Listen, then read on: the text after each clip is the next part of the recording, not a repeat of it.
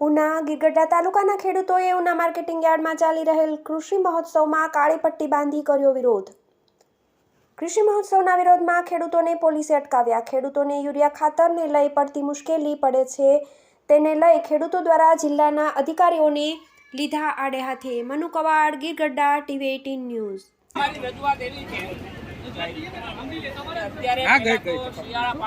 શિયાળા પાકના વાવેતર માટે ખેડૂતોએ દોડાદોડી કરી। જિલ્લા વહીવટી તંત્ર, તાલુકા વહીવટી તંત્રની શું જવાબદારી હતી કે અછતને પૂર્તિ કરવા માટે તમે શું કામગીરી કરી, એ એક સવાલ છે। બીજો સવાલ, NSPના ભાવે અત્યારે મગફળી ખરીદી શરૂ થઈ છે। આજે લગભગ 1 મહિનો થવા આવ્યો, માંડ 500 વારા પૂરા થયા છે। અહીંયા આપણે આવીએ છીએ તો બારદાન નથી એવા રટણ રટવામાં આવે છે, રજૂઆત કરીએ છીએ તો જે થાય કરી લો એવું કહેવામાં આવે છે, પોતાના સંબંધીઓના વારા વેલા લઈ લેવામાં આવે છે। એવી વ્યવસ્થાઓ માટે કોણ જવાબદાર, એ અમારો એક પ્રશ્ન છે। અત્યારે શિયાળુ પાકનું વાવેતર થઈ ગયું છે, એની અંદર ઘઉં હોય, ચણા હોય, તમામ પાકોનું વાવેતર કર્યા પછી આજે યુરિયાની ફૂલ શોર્ટેજ છે। તો યુરિયાની શોર્ટેજ માટે થઈને કોણ જવાબદાર છે અને એ શોર્ટેજને, એ અછતને પૂર્તિ કરવા માટે તમારી શું જવાબદારી, તમારી શું રણનીતિ છે, એ અમે જાણવા માટે તમારી પાસે આવ્યા છે। આ ખેડૂત માટે કૃષિ મહોત્સવ થાય છે એનો મતલબ હું એવું સમજુ છું કે ખેડૂતને ઉપયોગી એવી બાબતની ચર્ચા થાય, એને ઉપયોગી એવી યોજનાઓની ચર્ચા થાય। તો અત્યારે જે પણ કોઈ યોજનાઓ ચાલે છે તમામ ખામીયુક્ત યોજનાઓ છે। આજે કિસાન સન્માન નિધિ યોજનામાં મને કડવો અનુભવ થયો। તાલુકા પંચાયતની વિઝિટ લીધી, અરજદારો લગભગ 10-15 અરજદારો હતા। ત્યાં જે બેંક કર્મચારી છે એ બેંક કર્મચારી ત્યાં હાજર નહોતા।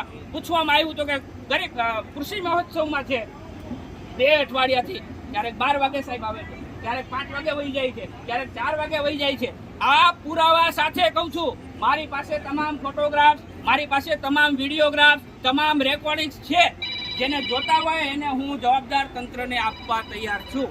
તમે અત્યારે યુરિયાની શોર્ટેજ છે એના માટે તમારી શું મહત્વની જવાબદારી નિભાવવાના છો એ આયોજન તમે અમને કહેશો, નહીતર આવતીકાલનો કૃષિ મહોત્સવ અમે બ્લોક કરાવી દેશું। ભાઈ, ખેડૂતો માટે બ્લોક કરાવી દેશું। અમે ખેડૂતો માટે અમે બગાડવાના છે એવા ખેડૂતોના હિતની વાત કરવા આવ્યા છે। અમે ખેડૂતના દુશ્મન નથી, અમે મિત્ર છીએ। એટલે જે વાતો કરતા હોય માઇક ભૂલી જાય। લડવાની અમારી પૂરેપૂરી તૈયારી છે। કોઈના બાપથી ડરતા નથી અમે, તો કોઈના બાપથી નથી, કોઈના બાપથી ડરતા નથી અમે। લોકશાહી ઢબે, લોકતંત્રની ઢબે ગાંધી ચિંધ્યા માર્ગે અમે રજૂઆત કરવા આવ્યા છે આયા। અમારે કોઈ તંત્રને નુકસાન પહોંચાડવું નથી, કોઈની સાથે અમારી વ્યક્તિગત દુશ્મની નથી, અમારી પોલીસ સાથે પણ દુશ્મની નથી।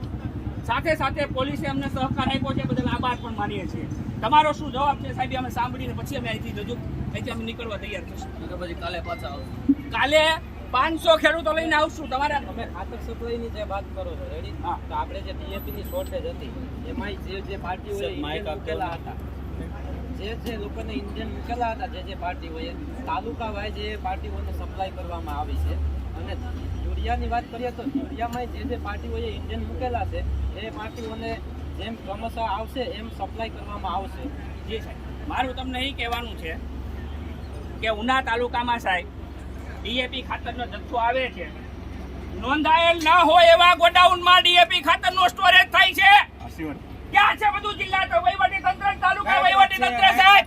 મારી પાસે વિડિયો, મારી પાસે ફોટોગ્રાફ છે, સગાવાલાને આપી દેવામાં આવે છે। ક્યાં છે? મારી પાસે સબૂત છે સાહેબ। હું સબૂત સાથે રજૂઆત કરવા આવ્યો છું, સબૂત વગર નહીં।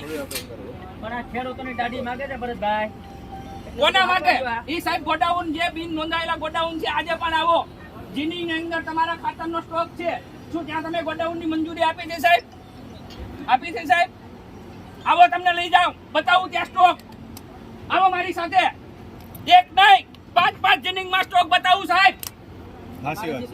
આ કૃત્રિમ અછત ઊભી કરી છે તમે બધાએ, તમે કરશો તો એ પ્રમાણે યોગ્ય પાસે તપાસ કરવામાં આવે। કૃત્રિમ અછત ઊભી કરી છે।